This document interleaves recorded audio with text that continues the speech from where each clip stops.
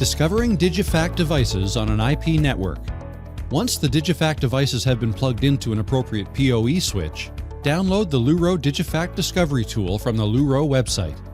Once the tool has been downloaded, double-click on the tool and it should open up using your PC's default web browsing application.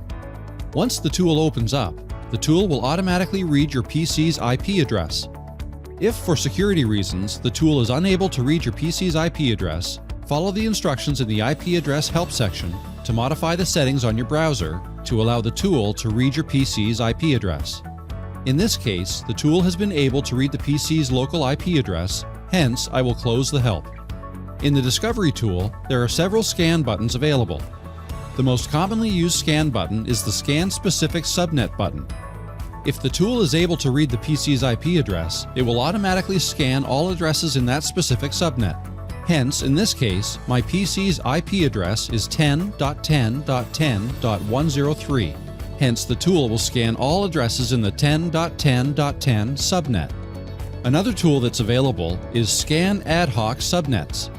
This tool is to be used when there is no valid DHCP router available on the network.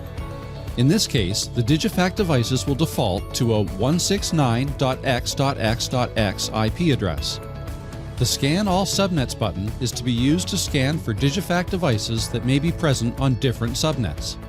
Please note that the Scan All Subnets button will take a long time to complete.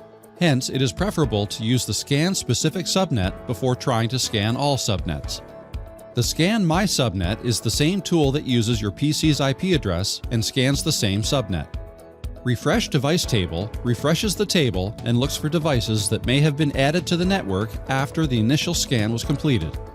Once the devices have been located, the tool provides the following information: the device name, the IPv4 address, the default gateway, the subnet mask, the MAC address of each device, the firmware version, and the software serial number. Once the devices have been located, you may click on the IPv4 hyperlink to access the device's user interface.